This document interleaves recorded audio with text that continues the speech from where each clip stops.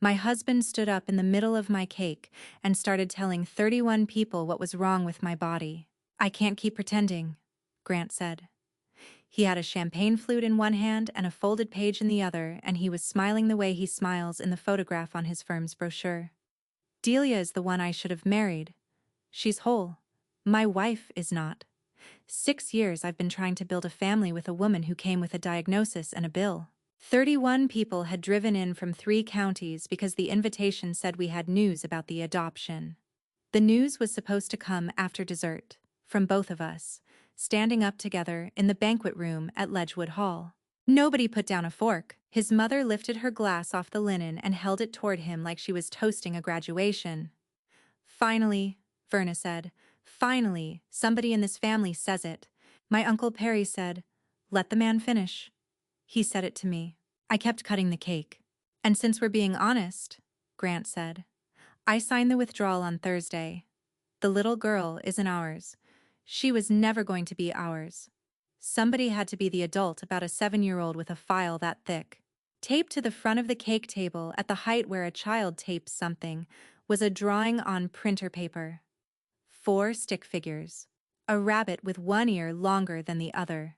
Junie had made it at the Family Services Center 2 Thursdays before and had run out of room for the sun, so the sun sat in the corner, half a circle. I moved the blade through the second layer, set the slice on a plate, and put the plate down in front of the empty chair on my right, because that was the order I had planned the plates in. The server was my mother's. Sterling, worn thin along one edge, her initials cut so shallow you can only find them with a thumb. My thumb found them and stayed there. Across the room, the caterer's nephew held a phone on a little tripod, streaming the toast to my great-aunt Rhoda, who is 81 and had wanted to come and couldn't make the drive. The boy had gone white and was reaching for the button. "Don't stop it," I told him. "She got up at 6 for this." He didn't stop it. Grant set his folded page on the lectern by the microphone stand, the way a man sets down something he's finished with. I went around the table with the next 4 plates. Coming back, I lifted the page off the lectern, folded it once more, and slid it into the inside pocket of my purse next to the parking stub. That is the only reason I was quiet. Junie's file was still open at the county, and anything I said in that room could end up inside it. People will tell you a woman who stays quiet is weak. Sometimes a woman who stays quiet is only counting. He had signed something on Thursday and waited until Saturday to tell a room about it. Paper that has been signed and not yet accepted is the only kind of paper that can still be answered, and the office that would accept it opened at 9 on Monday morning. By 9 o'clock Monday, I wanted the one thing nobody at those 8 tables had ever laid eyes on. Then my sister stood up. Delia hadn't said a word all night. She was still in scrubs from a shift she'd traded to be there, and she stood the way nurses stand when a monitor changes tone, both hands flat on the tablecloth. "Grant," she said, "why did the county mail me a fingerprint appointment for a child I have never met?" 31 people turned at once, and the turning made a sound like wind. Grant's face went the color of the tablecloth. How do you know about the—" He stopped himself, one word too late. That is the part to hold on to. Not the speech. The stopping. A man only bites down on a sentence when he already knows what the rest of it costs. My mother cut cake with that server at every birthday of my life, including the one in the hospital when I was 26 and there was no cake, only a sheet of grocery frosting on a paper plate. She cut it anyway. She said a birthday is a thing you do on purpose. I'm Sienna Thatcher. I'm 30. I've been a senior escrow officer at a title company in Loveland, Ohio for 9 years. And I'm going to tell you this in the order it happened. If it's holding you, tap like and subscribe. It genuinely helps this channel find the people who need it. Here is what happened on Monday. At 9:04 in the morning, I logged into the county's Family Services portal from my desk and requested the complete adoption file. Both applicants, every amendment, certified. The county copies both applicants on every request. At 9:11, in the middle of a workday when he was supposed to be on a client call, my phone lit up on the corner of my desk with his name on it. It lit up again. And again. The fourth time he left a voicemail 8 seconds long. Sienna, what did you just do? I didn't call back. I opened a blue folder with a tab, the way I open one for a house, wrote a name on the tab, and date-stamped the first page. In my work, a signature is not a feeling. It is a physical event that happened at a place, at a time, in front of a person the state requires to write it down. 9 years of reading other people's paper taught me one thing so deep I don't think about it anymore. People lie about what they meant. They almost never manage to lie about what the paper says. But I want to be fair to the woman I was that Monday. She wasn't brave. She was tired. My mother died in January of 2024 in the back bedroom of the house on Sycamore, and she left me a life insurance policy, a paid-off house, and a letter 1 paragraph long. The last line says, "For the child, whoever she turns out to be." $186,000 went into a joint account with a label typed on the statement. Adoption. Fund, Grant typed it. He said it made it real. I can't carry a child. That's the medical part, and it's short. Surgery at 26? A diagnosis with a long name. A follow-up where a kind doctor used the word permanent and then apologized for using it. Grant held my hand in the parking garage and said, "Then we go get one." For 2 years, I thought that was the most generous sentence a man had ever said to me. We were approved as a family in August of 2024. We were matched on Thursday, September the 25th, 2025, with a 7-year-old named Junie, who had been in the same foster home for 2 years, who liked the color of the number 4, and who asked me on the first visit whether I was allowed to come back. I said yes. I came back every Thursday. He came to 6 of them. He came to those 6 with a photographer, because a man building a client book on the words family first needs a picture of a family. Then he stopped coming and started handling the paperwork, and I let him, because I was working 45 hours a week and driving to Dayton on Thursdays, and I was grateful for a husband who said, "You rest. I've got the forms." That Monday, I stopped being a woman waiting for her husband to explain himself. 3 days later, my sister set a piece of county mail on my kitchen table, and I finally got to hold the paper she had asked him about in front of 31 people. She came Thursday night after I got back from Dayton. She didn't sit down. She put a white envelope on the table, squared it with the edge, and stood there with her keys still in her fist. "It came on the 18th, Delia said, 3 days before the dinner. Inside was an appointment notice from a fingerprinting vendor, the kind the state uses for background checks. It was addressed to Delia Thatcher, at her apartment in Norwood. Behind it, stapled, was a household member questionnaire, and the questionnaire had her date of birth on it, and her social security number, and at the bottom, on the line for the adult resident's signature, there was her name in handwriting. "That isn't my handwriting," she said. "I know." I called him, the 19th, on my break. He said it was a clerical mix-up. The county pulled the wrong sibling out of the family history section, and I should shred it and not bother you because you were fragile right now. She laughed once, with no air in it. Fragile. He told me you were fragile. And I believed him enough to keep my mouth shut for 2 days. And then I sat at your table and he said my name to that room like I was a prize on a shelf. There's a thing my sister does when she's about to cry that she has done since she was 6, which is to look at the ceiling and breathe out through her mouth. She's a hospice nurse. She holds strangers' hands while they die, and she does not fall apart. And she was falling apart in my kitchen over a piece of mail. "Delia," I said, "did you shred it?" "No." "Then it's fine." She stared at me. "Sienna, he wrote me into your adoption." "I know," I said. "Sit down. I need you to write out exactly what happened, dated, and then I need you to sign it. And on Saturday we're going to the shipping place on Route 48, and a stranger is going to notarize it while you stand in front of her with your driver's license, because that is how that is actually supposed to work." "And then what?" "And then you don't answer him," I said. "Not angry. You just don't answer."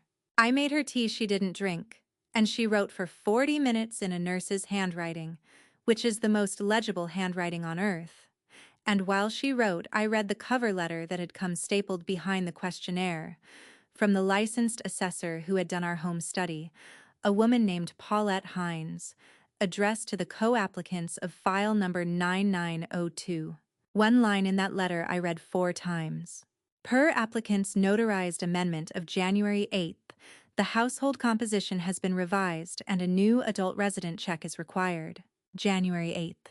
On January 8th, I was 106 miles away, in a conference hotel in Columbus, in a lanyard, at the Ohio Land Title Association winter session, in a breakout room about electronic recording.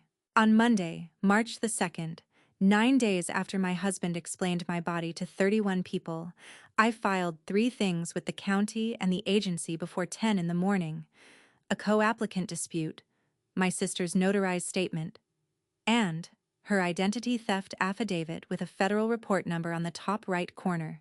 The amended report did not go to the probate court on March 4th. It went into a queue instead, with a flag on it. And a flag is not justice. A flag is just a nail to hang the rest of it on. The certified file came to my work address on Tuesday, March the 3rd, in a manila envelope thick enough that the mail clerk carried it with 2 hands. I signed for it, walked into the small conference room, shut the door, and did what I do for a living, which is read 61 pages of paper in the order the paper was made. Page 19 was an amendment dated January 8, 2026. Applicant Sienna Thatcher is withdrawing from the joint petition due to medical and psychological unfitness to parent. Attached to it, as exhibits, were 3 things that belonged to me: my surgical record from 2022, a 2-page summary from a grief counselor I saw twice in the spring of 2024, after my mother, with sentences in it I have never said in my life, including this one: client states she is unable to bond with a child who is not biologically hers, and a release authorizing all of it to be handed to a licensed agency, with my signature at the bottom. My signature closes at the top of the S. It has closed since I was 14. The S on that release was open, a little wave, the way a person draws an S when they are copying one. Underneath, in the block where the notary writes what she saw, personally appeared before me this 8th day of January 2026, Sienna R. Thatcher, known to me. Corinne Vasco, Notary Public, State of Ohio. Corinne Vasco manages the front office at my husband's firm. She had been at the dinner because she had driven Verna up from Sims, which is the kind of favor a front office manager does for a producer. She sat by the window in a green blazer and she did not turn around when Delia stood up. Page 31 was an intake form for a second parent: Delia Thatcher, RN, 27, occupation, income, hours. Page 32 was a statement signed by my husband, 1 sentence long: my wife vacated the marital household in December and has consented to withdraw. I was in that house in December. I hung a stocking on the mantel with a bird on it because Junie likes birds. Page 54 was a letter from the agency's compliance clerk, and it was the only page in the file that had been written by somebody who was annoyed. It asked the applicants to explain $64,000 in payments to a third-party consultant not listed on Schedule C of the placement expense affidavit, and it asked twice. I read all 61 pages twice. Then I went back to my desk, and I put through 4 requests: 3 more certified copies of the file, the assessor's file index, the public record of Corinne Vasco's notary commission from the Ohio Secretary of State, and my own registration and hotel folio from the Columbus conference. I texted Delia 1 line: I need your time card for January 9th, 7 p.m. to 7 a.m. I did not call my husband. I did not drive to his office. I did not stand in a parking lot and scream at a man in a quarter zip. In escrow, you do not argue with a signature. You prove where the body was. That Thursday, I drove to Dayton with a bag of the pretzels Junie likes, the flat ones, and we spent an hour making a paper chain, and about halfway through she asked me if the party was fun. It was loud, I said. She thought about that while she ran the glue stick down a strip of green. I don't like loud, Junie said. Was there cake? There was cake? Did anybody get the corner? I said yes. Somebody got the corner, and I taped her chain to my rearview mirror in the parking lot and sat in the car for 6 minutes before I could drive. Because a 7-year-old had asked me about cake, and I had a photograph of a forged release in my bag with her name in it. There were 4 figures in the drawing she taped to the cake table. I had counted them at the dinner and assumed, in the way you assume things about your own life, that the 4th one was my husband. I didn't open the page I took off the lectern until Thursday, March the 12th. That was on purpose. In escrow, you don't read a document until you know what to compare it to. It was a withdrawal of petitioner. 2 signature lines. His, dated February 19th. Mine, dated February 19th, with the open wave S. And underneath, an acknowledgement block. Personally appeared before me this 19th day of February 2026. Corinne Vasco, Notary Public. On February 19th, I closed 4 files, ate lunch at my desk, and picked up dry cleaning in Loveland.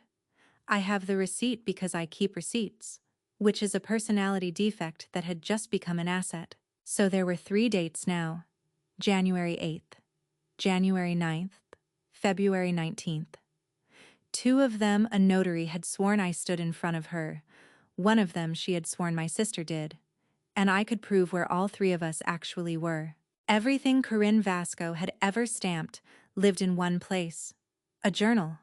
Not because Ohio makes every notary keep one for every act, but because her employer is a broker-dealer, and broker-dealers keep books, and the firm's own supervisory manual requires the office notary to log every acknowledgement with a date, a document type, and an initial.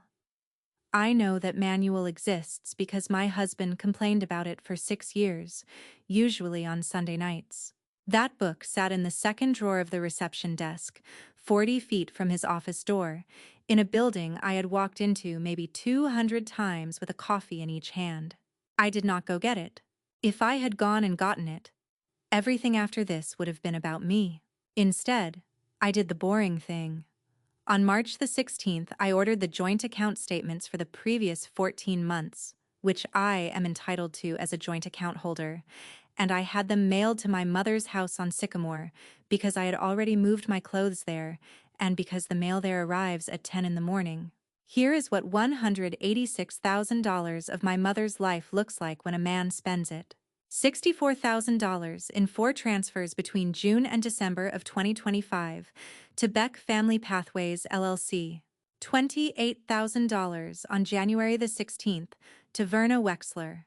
And when I logged in as a joint holder, because a joint holder can, there was a 4th line that had not made it onto any statement yet. $22,000. Scheduled, pending, dated for the end of March. With a memo line he typed himself. Ring, deposit. And $72,000 still sitting there, in an account labeled Adoption Fund, in a bank branch in a strip mall next to a nail salon. Beck Family Pathways ran a public information evening on the 4th Tuesday of every month in a hotel meeting room in Blue Ash. That March, it fell on the 24th. $40 for materials. Anyone could register. I registered under my own name, which is my mother's name, not my husband's, and nobody at that table had any reason to know the difference. There were 12 of us in folding chairs. Harlan Beck is 52, gray beard, half glasses on a cord, a slide deck with a stock photograph of a swing set. He talked for 50 minutes about the difference between waiting and moving, and he used the word momentum 11 times, and then he opened it up for questions. A man in the second row asked how you keep it under the legal cap. "There's no cap on love," Beck said, and 12 people laughed, and he let them. And then he said the sentence. "There's a cap on fees. There is no cap on documented support. Housing, counseling, transportation, lost wages. You'd be amazed what support covers when your paperwork is tidy." I asked one question, so that I would be a participant in that conversation and not a person hiding a phone in a purse. In Ohio, one party to a conversation is allowed to record it, and I was one party, and I wrote the date, the address, the room number, and the 12 chairs on the outside of the envelope when I got home, because a recording with no chain around it is a rumor with a timestamp. Then Beck said the other thing, unprompted, while he packed his laptop. I had a file last fall, go from month 11 to month 3. He said, sometimes the fastest thing that can happen to a case is one applicant stepping aside. I drove home on I-71 with the paper chain swinging from my mirror. I want to be clear about what I understood that night and what I didn't, because I've had people ask me since whether I knew all along. I didn't. That night, I still thought I was married to a man who had fallen for my sister and had done something ugly to clear a path to her. I was wrong about the reason. Not about the man. About the reason. It took me another 2 weeks and a book in a drawer to understand that the sentence he said to 31 people was not a confession. It was an exhibit. Verna came to my mother's house on the last Saturday in March to collect a set of dishes she said were her mother's, which they were not, but I've never once won an argument about China, and I wasn't going to start that month. I let her in. I made tea. She stood in my mother's kitchen with her purse still on her shoulder and looked at the wallpaper. I'm not going to pretend I'm sorry, she said. You had 6 years in a house and my son's name, and you couldn't do the one thing. Sit down, Verna. You went and got a stranger's child instead of getting help. Sit down. She sat on the edge, the way you sit in a waiting room. There was a document in that certified file, page 43, a reference letter. 2 pages in Verna's handwriting, notarized January 9th, which said that she had personally witnessed her daughter-in-law leave the marital home in December, and that she had personally witnessed her daughter-in-law's inability to accept the placement. Both statements sworn, both false, and a person who swears a false statement to a licensed agency has not committed rudeness. She has committed something with a case number. I didn't mention the letter. I asked her about her condo. What about it? You closed on it in January, I said. The one in Sims with the sunroom. I was happy for you. What was the down payment? Verna's cup came down on the saucer harder than she meant it to. Tea went over the rim and across my mother's tablecloth, and neither of us moved to blot it. Grant, help me, she said. A son is allowed to help his mother. Deeds are public. A recorded deed does not care who is angry in a kitchen. I had pulled hers from the county recorder on my lunch break for $2 a page. The recorded deed gave me the price, and the recorded mortgage gave me the loan, and the difference between those two numbers was $28,000, which is also the exact amount that left an account on Friday, January the 16th, from an account with my dead mother's insurance money in it. And a label. A man typed himself so it would feel real. He is, I said. Take the dishes. She took the dishes. She got to the door with the box against her hip and turned around, and I saw her decide to say one more thing, and I watched her say it. That little girl was never going to look like anybody, Verna said. I held the door open until she was through it. Then I closed it, and I stood there with my hand flat on the wood, and I thought about how she had signed her name under the words "personally witnessed" in front of a notary, in ink, on January the 9th, at a desk 40 feet from her son's office. 5 days later, the county took Junie's Thursdays away from me. Thursday, April the 2nd. I left work at 2. The way I had left work at 2 for 27 weeks. With the flat pretzels and a library book about a horse in my bag. The woman at the front desk of the Family Services Center is named Yvette, and she has a photograph of her grandson taped to her monitor, and she has never once made me sign in wrong. That day, she looked at her screen for a long time before she looked at me. Ms. Thatcher, she said, I'm not able to check you in. Okay, I said. Why? The household's under review. Visitation is paused pending the assessor's determination. Behind her, through the interior window with the wire in the glass, I could see room 2. Junie was sitting in the orange chair with her feet not touching the floor, holding the stuffed rabbit with one ear longer than the other, which my husband bought her on the second visit because it photographed well. She was facing the door. How long has she been in there? Since 3:40, Yvette said. Ms. Thatcher, I'm so sorry. I stood at that counter with my hands on the strap of my bag, while a 7-year-old waited 40 minutes for a woman she was not going to be allowed to see. And I did not raise my voice. And I want to tell you why. And I want you to believe me. It was not dignity. It was arithmetic. Every raised voice in that building goes into a note, and every note goes into a file. And the file was already carrying a sentence somebody else had written about my ability to bond. So I asked for 2 things. Can I have a copy of the pause notice? Dated, with the reason code. Yvette printed it. Can I leave her a note if you read it first? She slid me a sticky pad.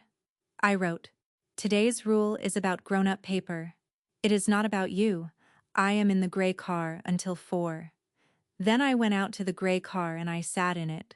And at 4 o'clock, a small hand came up against the second window from the left and stayed there, flat, for about 8 seconds. I got the pretzels home unopened. I put them in the cupboard because throwing them out felt like agreeing with somebody. Then I sat down at my mother's kitchen table with the pause notice, and I read the reason code, and the reason code pointed at page 19. A man had written that I was unfit. A notary had sworn to a day I was in Columbus, and a county employee doing her job correctly had done the only thing that paper permitted her to do. That is what a forged signature is. It's not a lie in a drawer. It's a rule with your name on it, walking around, closing doors. At 7:15 that night, Grant's headlights came up the driveway on Sycamore.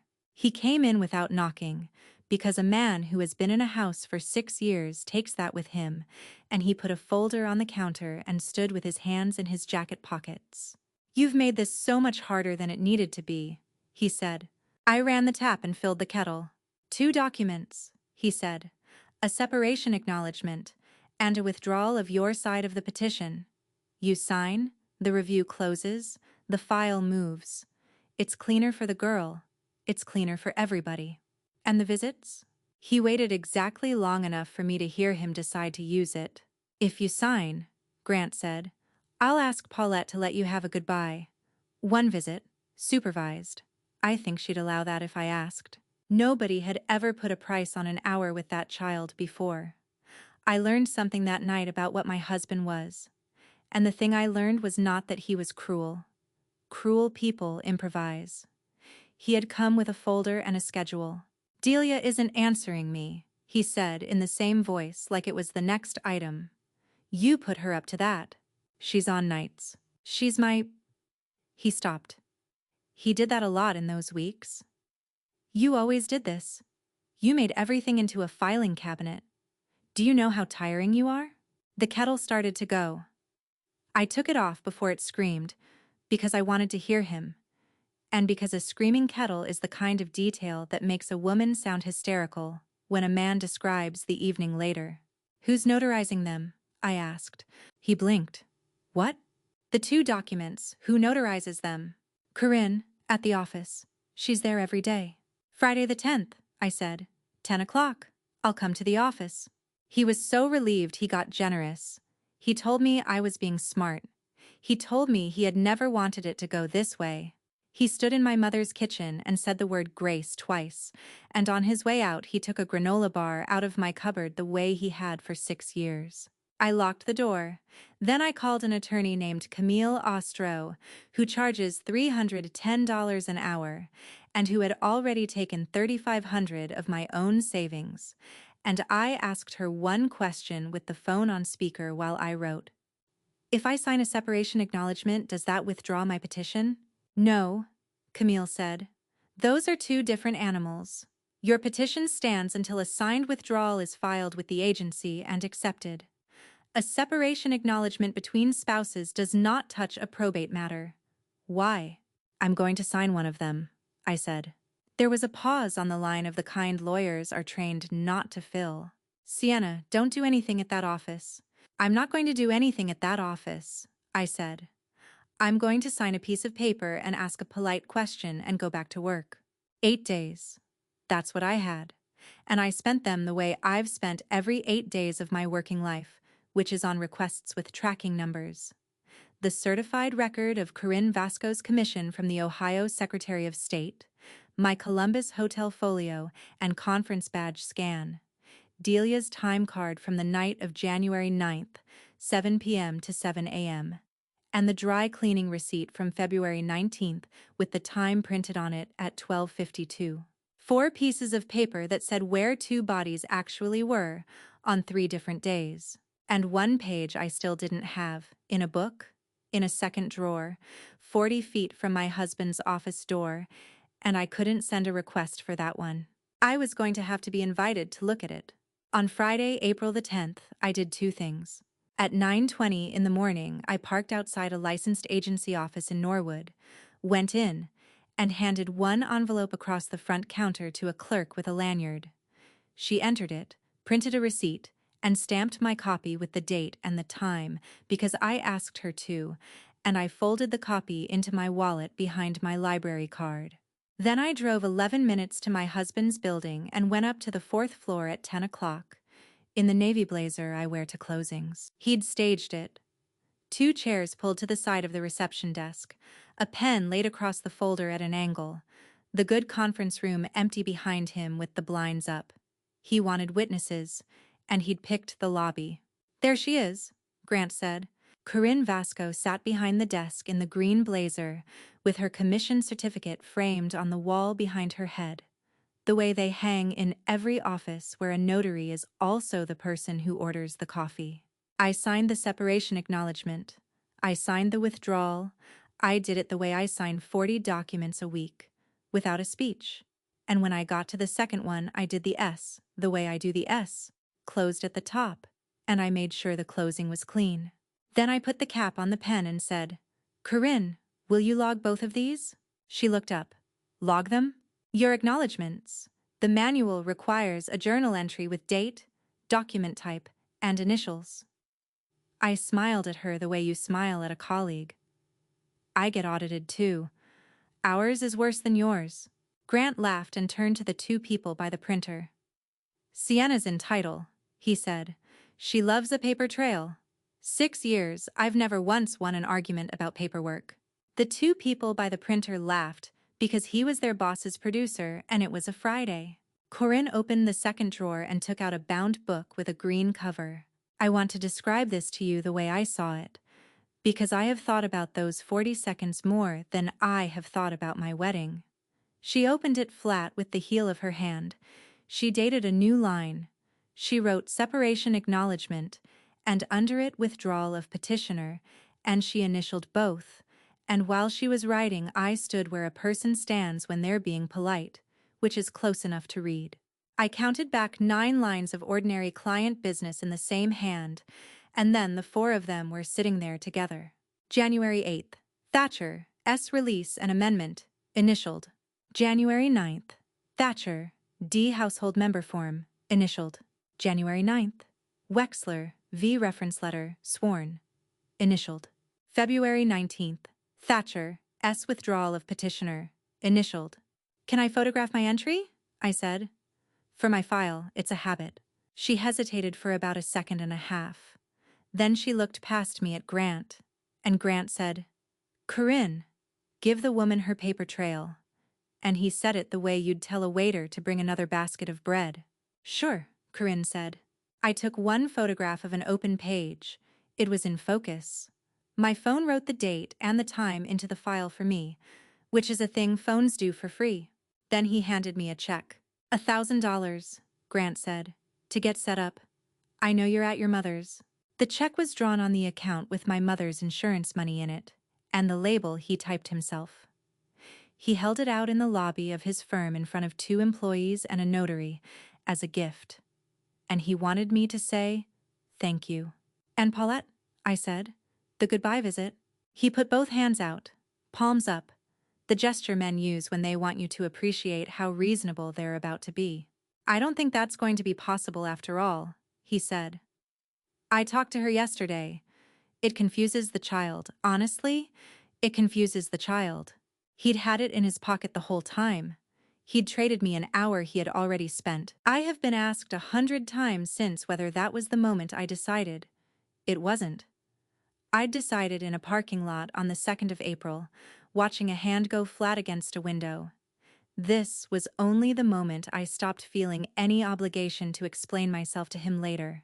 "Okay," I said. I put the check in my bag. I put my copies in my bag. Corinne closed the green book and put it back in the second drawer, and my husband walked me to the elevator with his hand almost touching my back and told me I was handling this with real grace, and the doors closed on him standing there in the middle of his lobby, pleased. For the first time in 6 years, I knew something about my marriage before he did. On Monday, April the 13th, I mailed 2 envelopes, certified, return receipt requested. The first went to the Ohio Secretary of State's office, Notary Division. A complaint against Corinne Vasco, commission number attached, alleging 4 false acknowledgments on specified dates, with exhibits. A hotel folio from Columbus, a conference badge with a scan record, a nurse's time card, 7 p.m. to 7 a.m., a dry cleaning receipt printed 12/52, a photograph of 1 page of a journal, taken with permission, in an office, with a date on it. The second envelope went to the compliance department of my husband's broker-dealer, at the address printed in their own supervisory manual, with a 1-page cover letter that said nothing about my marriage. It said that acknowledgments performed by their registered office notary appeared, on 4 occasions, to have been executed without the appearance of the signer, and that copies had been provided to the state. The third envelope went to the Consumer Protection section of the State Attorney General's office. The recording from a hotel meeting room in Blue Ash, the envelope I had written the date, and the room number, and the 12 chairs on, the glossy handout, and 4 bank transfers totaling $64,000 out of an account labeled for a child. That was the whole thing. 3 envelopes, $21 and change. The green cards came back on the 16th with somebody's initials on them, and I put them in the blue folder. And then I did the hardest thing I did all year. Nothing. For 8 weeks my husband got to be a winner, and he used every single day of it. On April the 25th, a realtor's sign went up in the yard of the house I had painted a nursery in. I drove past it once. On a Saturday. Slowly. The way you drive past a fire. Then I went to the hardware store and bought a hasp for my mother's garden shed, because something had been getting into the shed and I wanted one thing that year that would only open for me. He put my things in the garage in contractor bags. Delia went and got them for me. She brought them into the kitchen on Sycamore, 6 black bags, and in the 4th one she found the stocking with the bird on it, the one I hung on that mantel in December, and she held it up and neither of us said anything for a while. "There's a photo of it," I said finally. "December the 14th. I sent it to you." Delia looked at the stocking, then at me. "Why do you know that?" "Because his mother swore in writing that I wasn't in that house in December." My sister sat down on my mother's kitchen floor with a Christmas stocking in her lap and laughed until she had to put her hand over her face. The $22,000 had already gone out on the last day of March. I found out what it bought on the 2nd of May, when a courier came to Delia's apartment in Norwood with a small box and a signature pad. She refused delivery. Then she stood in the hallway and photographed the courier slip, both sides, and sent it to me at 11:40 at night with 3 words. From the fund. He had taken $22,000 out of an account labeled for a child, and bought a ring, and sent it by courier to a woman who had not spoken to him in 10 weeks, and he never once thought about who is entitled to a copy of a courier receipt. On May the 6th, he wrote to the assessor. I have the email because the assessor is required to keep correspondence in the file, and because the file was already flagged, and a flagged file gets copied to both applicants when either one writes into it. It said his wife had withdrawn and was now harassing his mother. On May the 14th, Verna signed a second sworn statement. Same notary was unavailable, so she used one at a bank branch. Properly, in person, with her license out. And she swore again that I had not been in the marital home in December of 2025, and this time she added that I had been unstable since the surgery. She swore it correctly. That's the part I still find remarkable. She went to a real notary and did it exactly right, which is how a false statement gets its case number. I did not answer any of it. I want to be honest about what that cost, because people say restraint like it's a personality. There were nights that spring I sat in my mother's chair from 9 until 1 in the morning, with my phone face down on my knee, composing sentences I never sent. I let him keep the good chair, the leather one. I let the sign stay in the yard. Every 10 days, I took the green return receipt cards out of the blue folder and looked at somebody's initials on them and put them back. There were no Thursdays. That's what I did with the spring. And that's what the spring did to me. 12 of them. I drove to Dayton for 9 of the 12 anyway, and parked in the gray car in the lot at 4 o'clock and did not go in, because going in would have been a note in a file. On the 6th one, Yvette came out to the car in her cardigan with her badge swinging and passed a folded paper through the window without saying anything, because staff are permitted to pass a child's artwork and Yvette knows exactly how far she can go. 4 stick figures. The rabbit with one ear, and in the bottom corner, drawn small and carefully, a gray car. Grant crossed the number 7 when he wrote it. He'd done it since college, a little bar through the middle, because a professor in a statistics class once told him it looked European. He wrote the asking price of our house on a napkin at a restaurant in 2019 with a crossed 7 on it, and I kept the napkin.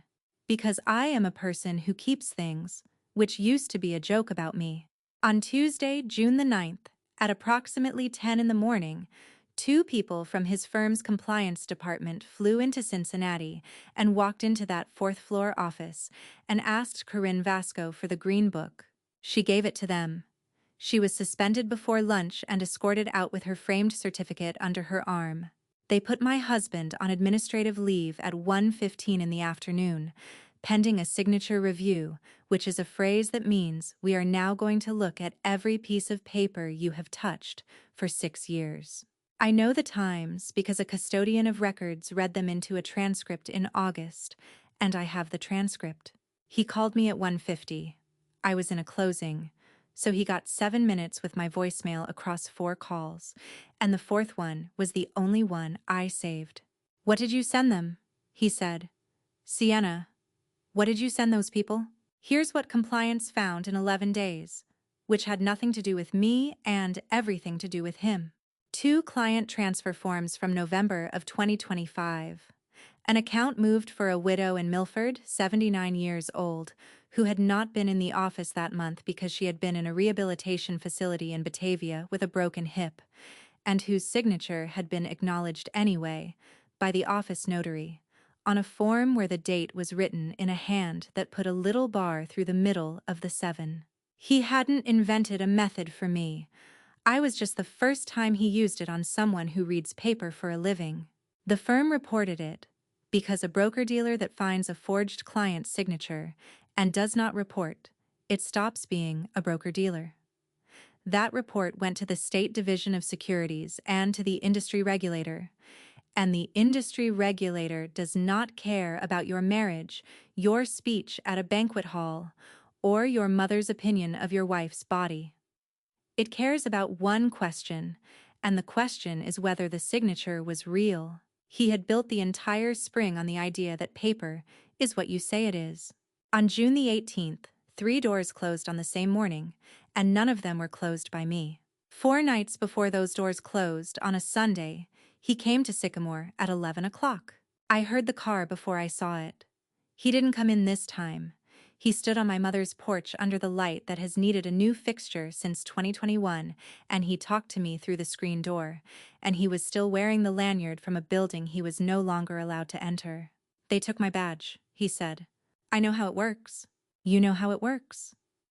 He put his palm flat on the screen. "Do you know what you did?" "Not to me. To her. There is a 7-year-old in a bedroom in Dayton tonight who is going to age out of that system, and the reason is going to be that my wife wanted to be right." I stood on the other side of a piece of aluminum mesh and let him finish, because I have found that men who talk like that will always, eventually, tell you what they're actually afraid of. "I have 400 clients," he said. "Do you understand that the girl needed me employed?" "Grant," I said, "go home. I gave you 6 years. Go home." He went. And then, at 2:11 in the morning from his phone, he did the thing that I could not have made him do with a year of planning. He emailed the licensed agency, he copied the assessor and the county caseworker, and he wrote, in writing, to 3 people whose entire job is documents, that his estranged wife had forged his signature on adoption paperwork, and that he intended to pursue it. He was under a signature review at his firm at the time. He had been on administrative leave for 6 days. I printed it at 8 in the morning at my desk, 3 copies, and I wrote the date on the top of each one in blue pen. And I put one in the blue folder, and I drove one to Camille Ostro's office in Norwood myself instead of scanning it, because you hand your attorney a thing like that in person. Camille read it twice. Then she took her glasses off. He wrote this after they suspended him. 6 days after. Sienna. She put the page down. Do you understand that this is the best thing that has happened to your case? I did understand. I'd understood at 2:11 in the morning. But I'd also had 11 weeks by then to learn something about the difference between understanding a thing and being able to enjoy it, and I want to say this part carefully, because it's the truest thing in this whole story. I was not happy. I was not thrilled. There is a picture people have of a woman in my position, standing at a window with a glass of wine, smiling. I sat in my car in a law office parking lot in Norwood, and I put my forehead on the steering wheel for about a minute because a child had missed 11 Thursdays, and I was holding a piece of paper that mattered more than any of them. Then I drove back to work, because I had 4 closings that week and a mortgage on a house I had not lived in for 3 months. On June the 18th, 3 doors closed. At 8:40 in the morning, the licensed agency issued a determination voiding the amendment of January 8th pending investigation, restoring the joint petition to its pre-amendment status, and referring the file to the county's fraud unit. Copies to both applicants. Mine came to Sycamore at 10, the way the mail does. At 11:05, the bank put a hold on the joint account on service of a court order. Camille had filed for divorce on April the 14th. 4 days after I signed his paper in his lobby, and she had asked the court for the ordinary thing that nobody in my family knew to be afraid of, a mutual restraining order barring either spouse from moving, spending, or encumbering marital funds while the case is pending. Attached to it was a tracing claim. $186,000 of life insurance had been paid to a named beneficiary, and the named beneficiary was me, and a bank statement with a label. A man typed himself does not convert a woman's separate property into his spending money. $72,000 stopped being touchable by anybody, including me, and at some point that afternoon, in a building downtown I have never been inside, an investigator from the State Attorney General's office served Beck Family Pathways LLC with a subpoena for its client agreements, its fee schedules, and its bank records, because the agency's compliance clerk had asked twice about $64,000 and gotten no answer, and because in the state of Ohio, there is a limit on what you are permitted to pay a person for moving a child, and support is not a magic word. I learned about the third door 6 days later from a reporter's voicemail I did not return. The county's letter to me was 1 page and 11 lines, and I have it framed, which is either strange or it isn't. The last line said, "Applicant's status is restored pending determination. Visitation may resume at the discretion of the placement team." I called the Family Services Center at 8 the next morning and asked for Yvette, and my voice did the thing my voice does, and Yvette said, "Thursday, Ms. Thatcher, 3:40. Bring the pretzels." There were 7 weeks between that phone call and the morning a judge in Hamilton County asked my husband to stand up, and he spent most of them trying to buy his way out of a book. Thursday, June the 25th. Room 2. Orange chair. Feet not touching the floor. Junie didn't run at me. Children who have moved houses more than twice don't run at people. She looked at me from across the room and she said, "You weren't allowed." I wasn't allowed. Was it grown-up paper? It was grown-up paper, I said. She thought about it while she got the pretzels out of the bag herself. "Did you win it?" "It isn't that kind of paper," I said. But I'm allowed now. Okay, Junie said, and then arranging pretzels into a square. I kept the Thursdays anyway, in my head. I want you to know that I got all the way out to the parking lot that day before anything happened to my face. On July the 1st, my sister drove to Siams and walked into Verna's sunroom, the one with the $28,000 in the down payment, where Grant had been sleeping on a pullout since the house went on the market. Delia had one page with her. Her identity theft affidavit, the county copy, with the federal report number in the corner. She put it on the glass table. I need to say one thing and then I'm going to go to work, she said. You told a room full of our family that I was the one you wanted. Grant started to say her name.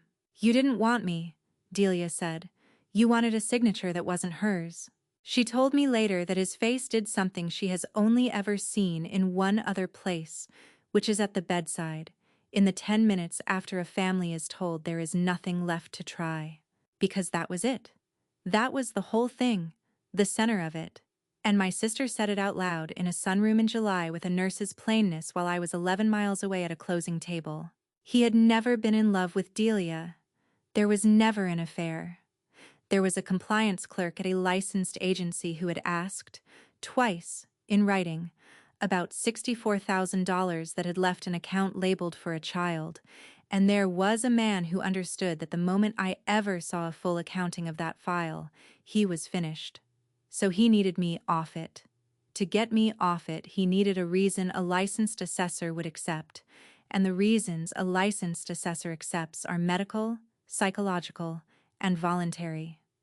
And he needed a second applicant fast, with clean credit, no claim on the fund, and a job title that looks good on a home study. A registered nurse, 27, unmarried, whose date of birth and social security number were sitting in a folder of our mother's estate paperwork in the bottom of a filing cabinet in his own office, because he had helped us settle it, and I had thanked him for that at the time. He stood up in front of 31 people and said the cruelest sentence anybody has ever said about my body, and it was not a confession, and it was not even about me.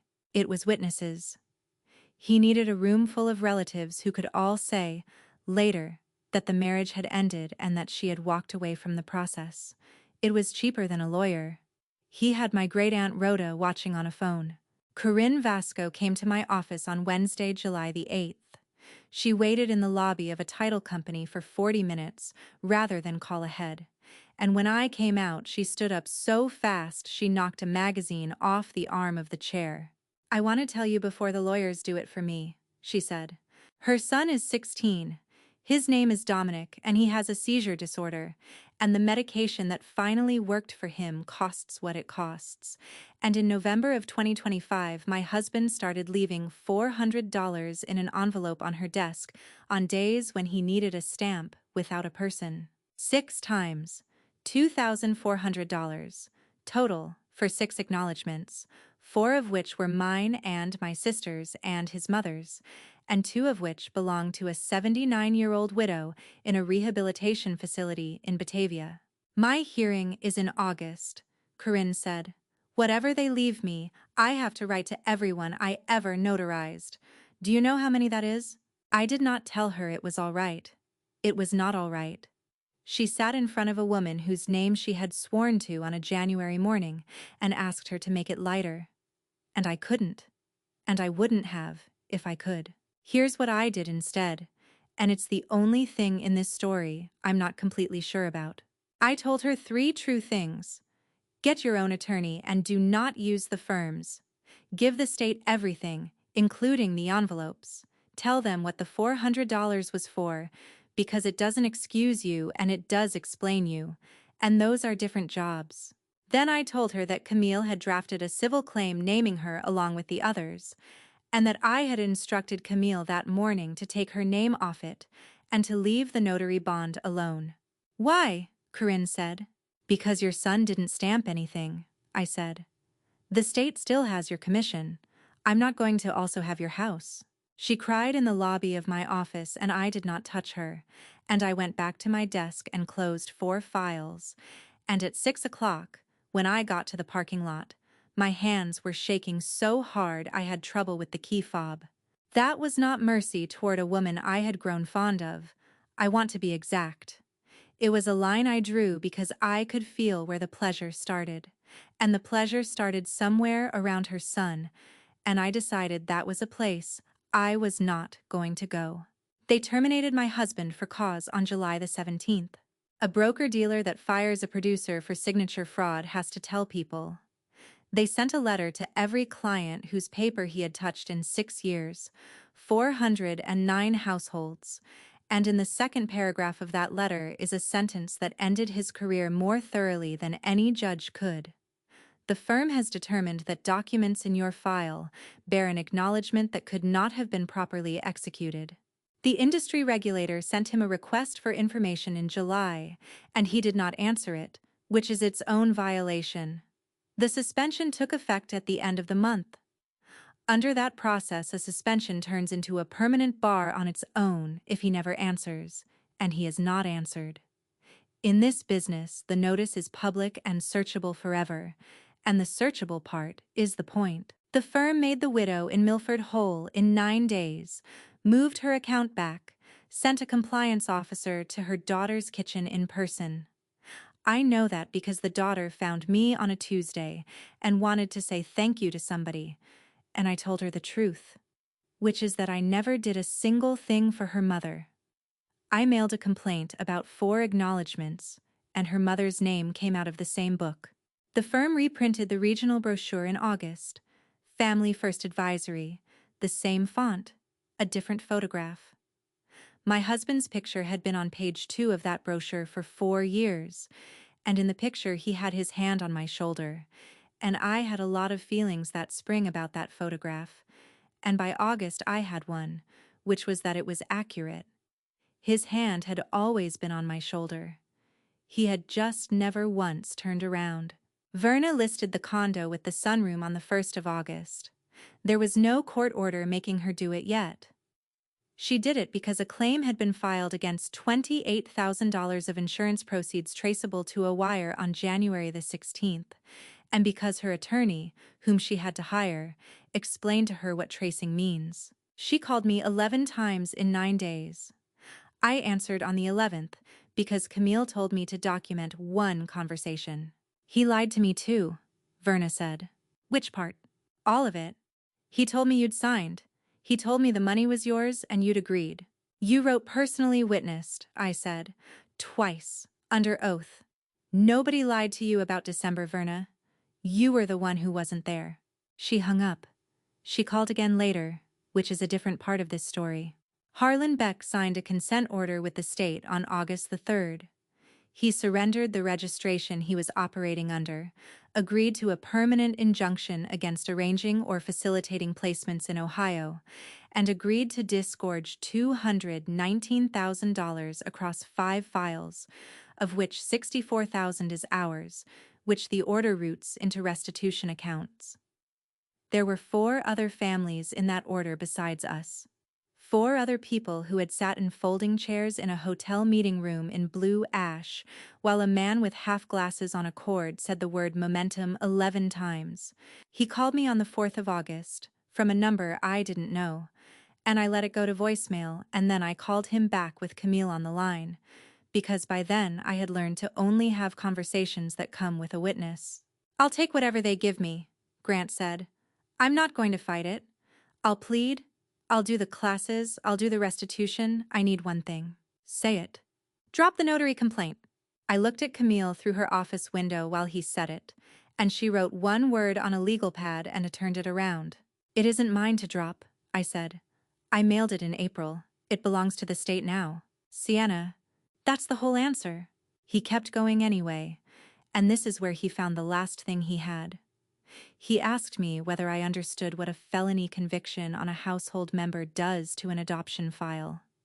He asked me whether I wanted a child to grow up with his name in her paperwork. He asked me, and I am quoting this one exactly because I wrote it down while he was talking. Do you want to be the woman who chose being right over a little girl having a father? You're not a household member, I said. You haven't been since April the 10th. And then I hung up. And then I sent him one document, which was a copy of a page from the county's own determination letter, the 11-line one, with the last line highlighted in yellow, because there was nothing I could have said to him that was as cold as the county's grammar. On the 3rd of August, a Hamilton County prosecutor filed against my husband on 3 counts: forgery, tampering with records, identity fraud for my sister. The securities matter was separate, and the agency matter was separate, and the probate matter was separate. And that is the part nobody understands until they live it. There is no single big room where a man is finally judged. There are 5 small rooms with different carpet, and each one only wants to know about its own paper. The week before the arraignment, my Uncle Perry called me for the first time since February. He'd been talking to Verna, and he wanted me to know, gently, as family, that I had gotten myself into something I didn't understand, because Grant's attorney had told Verna that I had no standing in the adoption at all. "You signed a withdrawal, sweetheart," Perry said, in April, at his office, in front of 2 employees and the notary. "You took yourself off that child's paperwork with your own hand, and now you're going to be the one holding the bag." "That's what he thinks," I said. "That's what happened." I made a cup of tea and let Perry explain the law to me for 6 more minutes, and I have thought since about how much of that spring was people explaining to me the contents of documents I had personally read. Here is what was in the envelope I handed across a counter in Norwood at 9:20 in the morning on April the 10th, 40 minutes before I sat down in that lobby and signed my name twice. 2 pages. The first was a notice to the agency on my attorney's letterhead, stating that any instrument purporting to withdraw my petition must be verified with me directly, by telephone, at a number provided, before it could be accepted into the file. The second was a request that if the household composition changed, I be evaluated as a sole applicant with an updated home study at my own expense. Stamped 9:20 a.m. He filed the withdrawal at 2:05 that afternoon. I have the intake stamp. The agency called me on Monday the 13th at 9 in the morning, and a woman named Paulette Hines asked me one question and I said one word. The withdrawal was never accepted. It sat in the file as an offered instrument, refused, dated, with the notice sitting above it, and the offering of it after notice became line 4 of a fraud referral. My husband spent an entire spring collecting my signature. He never once checked whether anybody was still willing to take his word for what it meant. Thursday, August the 6th. Courtroom 4. Hamilton County Probate Court. On a motion to strike 4 instruments from an adoption file. Judge Ansel Frey is in his 60s and has a voice like a man reading a grocery list, which I have come to believe is the correct voice for this work. Grant sat at the far table with an attorney I'd never met. Verna was in the second row under subpoena in a navy dress with her purse on her knees. Corinne sat on the aisle with her own lawyer, on a witness list Camille never had to reach, and did not look at anyone. Delia had traded a shift and sat behind me in her good jacket. Nobody had told me who to sit next to, so I sat next to Camille and put a banker's box on the floor by my shoe. It took 90 minutes and it was not dramatic. I want to be honest about that, because if you're waiting for the part where somebody shouts, there isn't one. The custodian of records from a broker-dealer's compliance department, who had flown in from Cleveland, authenticated a bound green journal, and its pages went up on a screen, and 4 lines were read into a record by a man in a gray suit who had never met any of us. The hotel folio from Columbus went in, the conference badge scan with a time on it. My sister's time card, 7 p.m. to 7 a.m., a dry cleaning receipt printed at 12:52 on February the 19th. Then they called my mother-in-law, and Verna Wexler swore an oath out loud in a room for the 3rd time that year. They gave her her own January letter and asked her to read the sentence beginning, "I personally witnessed." She read it. Her voice was steady. Then Camille handed her a photograph of a mantel in a house on Cranberry Lane, printed with the file data underneath it. December the 14th, 2025, a stocking with a bird on it, and asked her whether she had been in that house that month. "I don't recall," Verna said.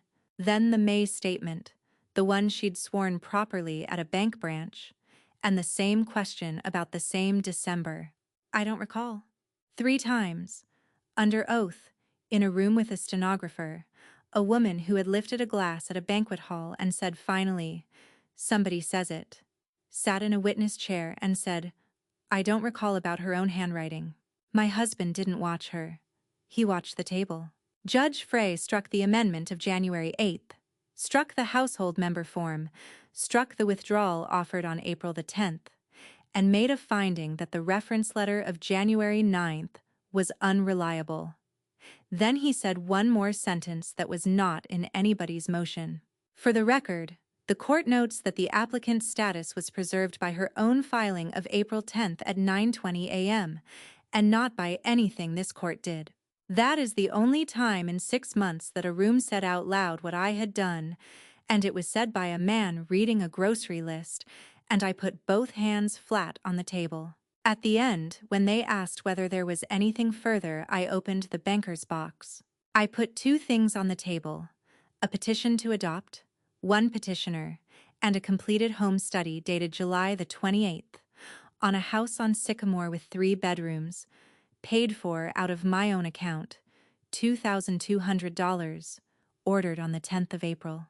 "I've been the applicant since 2024, I said. "I'd like to stop being half of one." Camille handed up the dissolution filing from April the 14th, uncontested, with a decree date already on the docket for October, because a married woman cannot petition alone in this state, and a judge is not allowed to pretend otherwise. That was all I said in that room. Camille said the rest.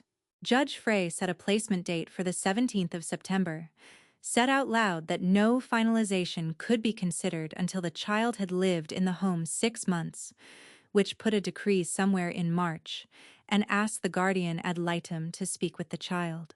In the hallway afterward, Verna waited by the elevators with her purse still on her arm and tried to catch my eye, and I got in the second elevator. Grant's attorney asked Camille, in front of me, whether we would consider a joint statement to the family to reduce the temperature. Camille said, "There isn't a temperature, there's a docket." The guardian ad litem's name is Regina Halloway, and she has done this for 19 years, and she carries a canvas bag with a broken zipper.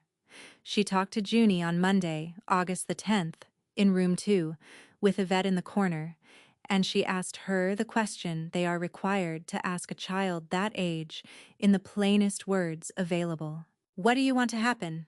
And Junie asked her a question back that nobody in that building had ever thought to answer.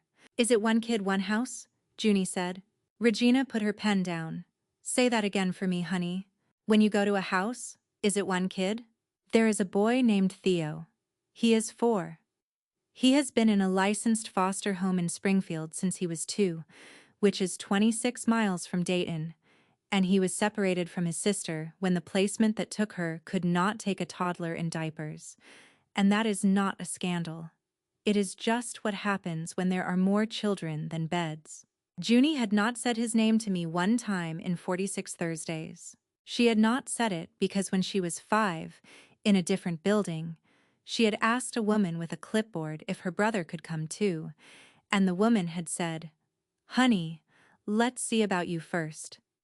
And a 5-year-old heard that the way a 5-year-old hears things, which is as a rule about how many wishes a person gets. So for 2 years my daughter kept his name to herself in that house, and for 11 months she sat in an orange chair with her feet not touching the floor, and made polite conversation with the woman who might take her, and never once mentioned her brother in case mentioning him used up her turn. The 4th stick figure was not my husband. It was never my husband. 2 tall ones and 2 small ones, in February, and 2 tall ones and 2 small ones on the drawing Yvette passed through my car window in May, and I had stood at a cake table in front of 31 people and assigned the tall pair to me and my husband and the second small one to some kid from the foster home, and I had counted wrong in both directions. "Theo should go," Junie told Regina Halloway. "If it's 1 kid, he doesn't remember Mom, so he needs somebody sooner. I already had somebody, kind of. I had Thursdays." Regina asked her, very carefully, whether she understood what she was saying. You can say no, Junie said. Most people say no. I was not in the room. I was in the parking lot in the gray car, because they don't let you be in the room for that. And Regina came out to the car with her canvas bag with the broken zipper and got in the passenger seat without asking. And she told me.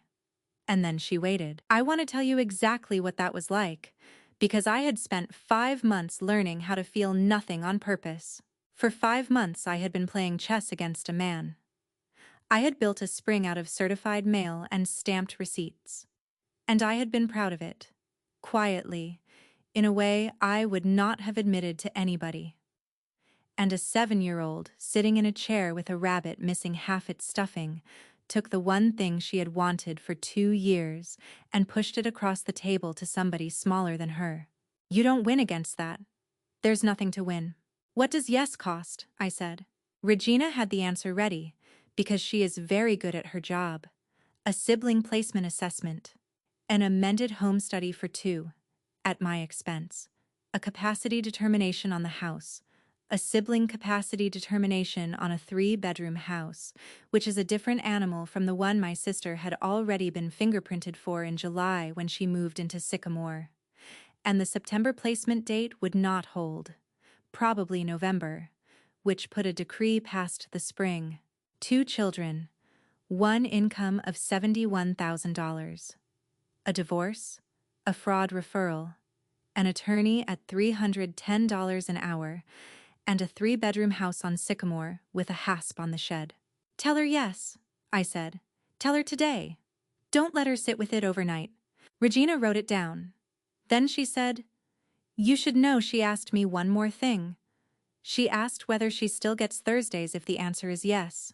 I got out of the car and walked to the end of the lot and stood behind a dumpster in a family services parking lot in Dayton, Ohio, and cried the way you do when you're being quiet about it, with your hand over your mouth.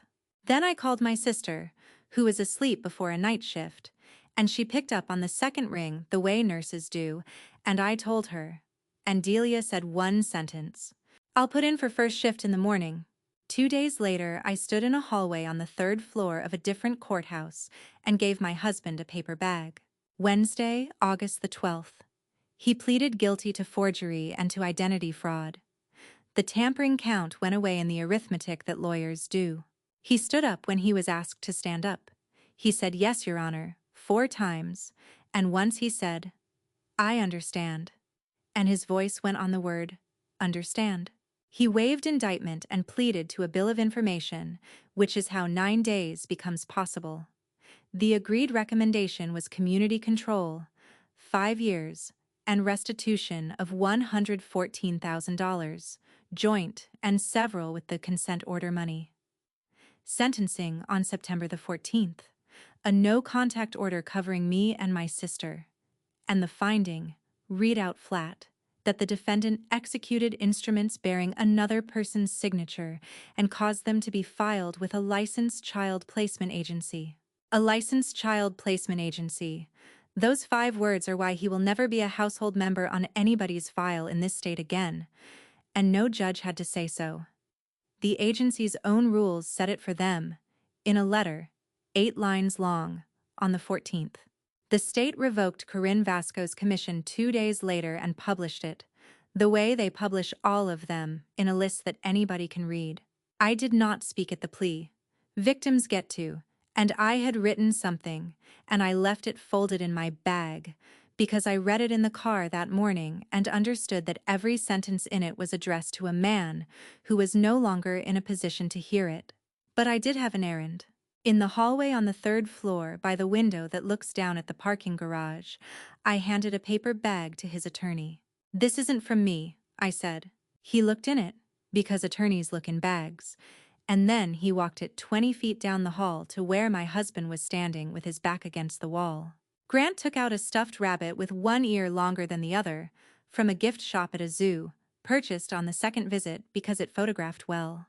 Underneath it was a piece of paper folded into quarters, in a child's printing, with the letters getting bigger toward the end the way they do when a kid runs out of planning. Yvette had taken the dictation. Junie had asked her twice whether she was allowed to send something to a person she wasn't going to see anymore, and Yvette had checked. And the answer was yes. It said, "This is yours. I am keeping the Thursdays." He stood in a courthouse hallway with a stuffed rabbit in one hand and a piece of paper in the other, and he did not have anywhere to put either of them. I went down the stairs and out into the heat.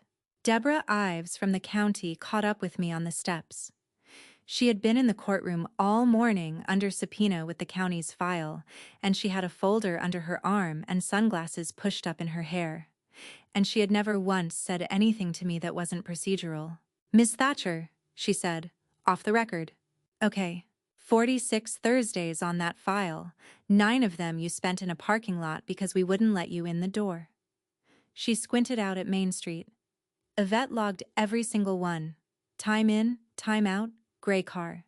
She kept doing it after we paused you, which she technically was not required to do. I said something to her. I genuinely don't remember what. "I have read a lot of files where somebody wrote that a woman couldn't bond," Deborah said. "I've never once read one with a log like that behind it." Then she put her sunglasses down and went back inside, and I stood on the steps of the Hamilton County Courthouse at 11:40 in the morning in August, and it was the first time since the surgery that I understood I had never been the thing they wrote about me. It is the 3rd week of August now, and I can tell you where everybody is. My husband is 36 years old and lives in a rented room in Fairfield. Sentencing is on the 14th of September. He is barred from the industry permanently, and the bar notice is searchable, and it will be searchable when he is 60. The $1,000 check he handed me in front of 2 employees was never deposited. I photocopied it. Camille filed the copy with the dissolution as a withdrawal from restrained funds, and the original is in the blue folder behind the green return receipt cards. In the certified copy of the file that sits in my blue folder, page 19 now has a word stamped across it in purple ink, and the word is struck. And underneath it, on page 20, is a line that reads, "Petitioner, Sienna R. Thatcher." He wrote that I was medically and psychologically unfit to parent. A court struck the page, an agency barred him from ever being an adult in a child's household again, and a regulator took the career he built on the words, "family first." Every one of those things happened because of a signature.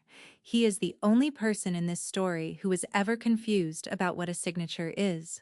Corinne Vasco lost her commission on the 14th, and it is published on a list.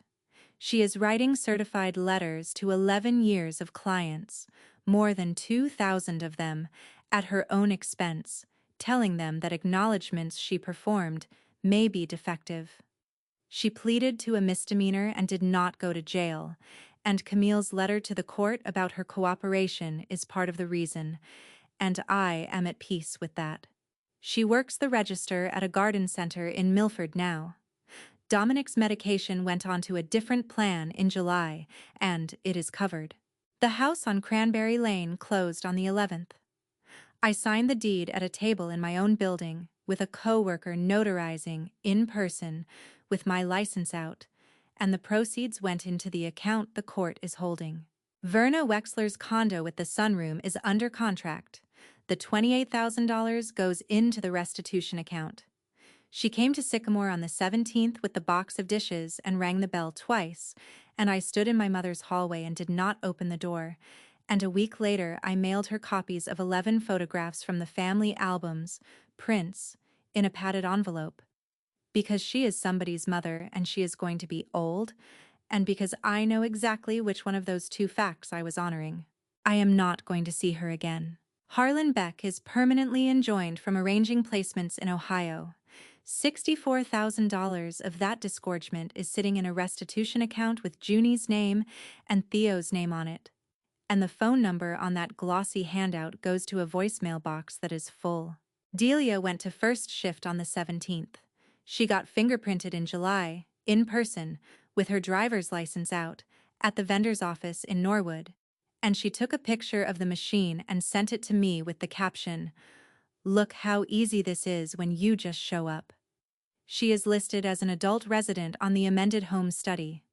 On Saturdays, she takes Junie to the library in Loveland and lets her check out more books than she can carry, which is the correct number of books. Theo met his sister on the 13th of August in room 2 for 50 minutes, with Yvette in the corner writing down the times. He is 4 and he was shy for 11 minutes, and then he was not shy at all. Junie held the back of his shirt when he went around a corner, which is a thing she did when she was 5, and which nobody taught her. The sibling assessment is done. The amended home study for 2 is with the county. Judge Frey's calendar has a placement date for us in November, and a decree cannot come until 6 months after that, and I have stopped flinching at the word may. And today, Wednesday the 19th of August, the county approved a 2-hour visit at the residence, which is a phrase that means a small girl and a smaller boy were allowed to come to my mother's house. I made a cake. 2 layers, because that is how many layers my mother made. Junie asked if she could cut it, and I got the sterling server out of the drawer where it has lived since January of 2024, and I showed her how you hold it. And she cut a slice that was more of a wedge, and Theo got the corner.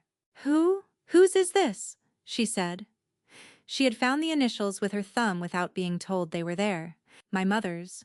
Junie turned it over and looked at the worn edge for a while. Whose is it now? The house's, I said. She thought that was a good answer. Then she taped a new drawing to the refrigerator. 2 tall ones, 2 small ones, and one more standing a little apart, because she had asked me which woman in the hallway photograph was my mother, and then she had drawn her. A rabbit, a gray car, and a sun in the corner that she finally had room to close all the way around. She wants to be the lady at the desk when she grows up.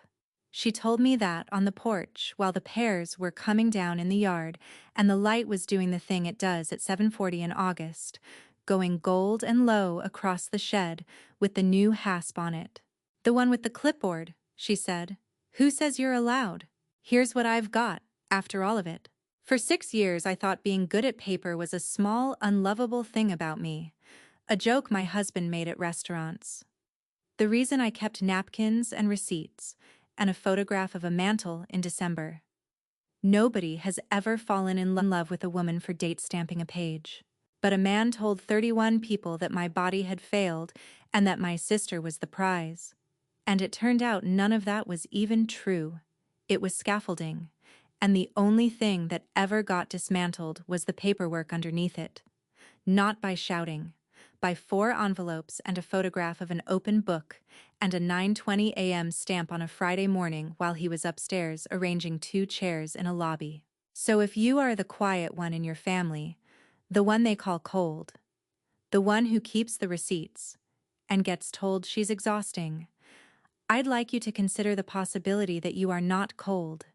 You may just be the only person in the room who understands what happens when a document gets filed. Let me ask you something, and I do read these. If someone stood up at your table, in front of everybody you're related to, and said the worst true-sounding thing about you that they could think of, what would your hands have done? Would you have put the knife down? Or would you have kept cutting? Tell me in the comments. I read them at night, and I answer more than you'd think. Thank you for staying with me all the way to the end of this one. If it moved you, subscribe, because there is a placement date in November and a hearing after that, and I would like to tell you how both of them go. I'll see you Thursday.